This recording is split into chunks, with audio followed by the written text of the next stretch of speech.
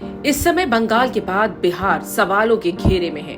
बंगाल में ममता बनर्जी की सरकार ना तो हत्याएं, अपहरण और दंगों को रोक पा रही है और ना तो बिहार में नीतीश तेजस्वी की गठबंधन की सरकार। सवाल उठाए जा रहे हैं कि बिहार में जंगल राज क्या वापस आ रहा है। रामनवमी के दिन बिहार में भड़की हिंसा को नीतीश सरकार रोकने में नाकामयाब रही। एक और जहां केंद्र सरकार बिहार में हो रही हिंसा के बाद असफल नीतीश नीति को देखते हुए अर्धसैनिक बलों को भेजने की तैयारी कर रही है, तो वहीं बिहार में रामनवमी के बाद हिंसा को देखते हुए केंद्रीय मंत्री गिरिराज सिंह ने मुख्यमंत्री नीतीश कुमार से इस्तीफे की मांग की है। गिरिराज सिंह ने आरोप लगाते हुए कहा कि बिहार भी बंगाल की राह पर चल पड़ा है, यहाँ भी हिंदुओं पर अत्याचार हो रहे हैं। उन्होंने सीधे तौर पर कहा कि नीतीश कुमार साफ साफ कह दें कि वो एक ही समुदाय के मुख्यमंत्री हैं। गिरिराज सिंह ने सवाल उठाते हुए पूछा कि जब हमने आप पर पत्थर फेंके ही नहीं तो आप श्री राम उत्सव पर पत्थर क्यों फेंकते हैं। भारत के बिहार में, बंगाल में, किसी भी देश के किसी भी राज्य में कभी हमने तजिया पर कोई पत्थर फेंका? कभी फेंका? अगर नहीं फेंका, हमने नहीं फेंका आपके तजिया पर, हमारे हनुमान जी के, हमारे रामचंद्र भगवान के राम जन्मभूमि उत्सव में आखिर पथराव क्यों आपके बगल नालंदा में? उधर केंद्रीय गृह मंत्री अमित शाह ने दंगाइयों को चेतावनी देते हुए कहा है कि हमारी सरकार बनी तो दंगा करने वालों को उल्टा लटकाकर सीधा कर देंगे। आज समग्र बिहार चिंता कर रहा है।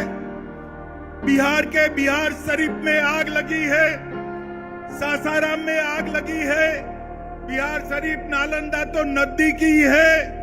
चिंता हो रही सब। मैं आपको कहता हूं 24 में मोदी जी को पूर्ण बहुमत दीजिए, 40 में 40 सीटें, और 25 में भाजपा की सरकार बनाइए।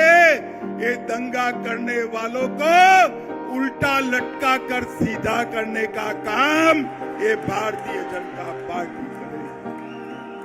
हम तुष्टीकरण में नहीं मानते, हम वोट बैंक की राजनीति नहीं करते हैं, हमारे शासन में दंगे नहीं होते।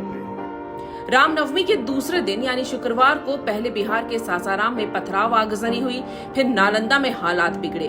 पथराव के साथ फायरिंग भी हुई, 5 लोगों को गोली भी लगी।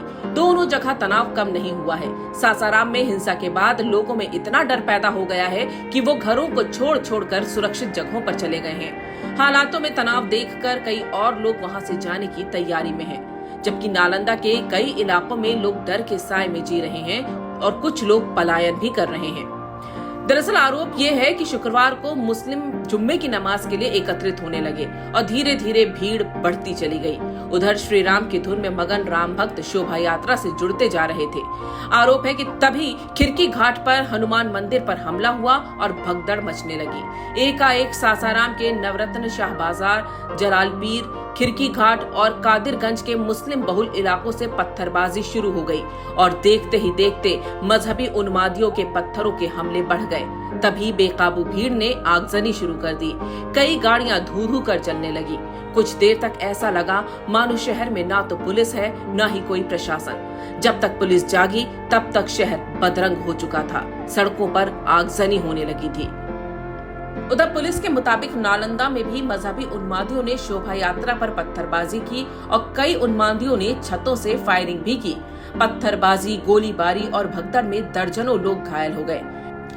फिलहाल हालात ना बिगड़े इसलिए पुलिस ने मोर्चा संभाल रखा है और तनाव की स्थिति ना बढ़े इसके लिए केंद्र ने बिहार की ओर सेंट्रल फोर्स को आगे बढ़ाने का निर्णय लिया है।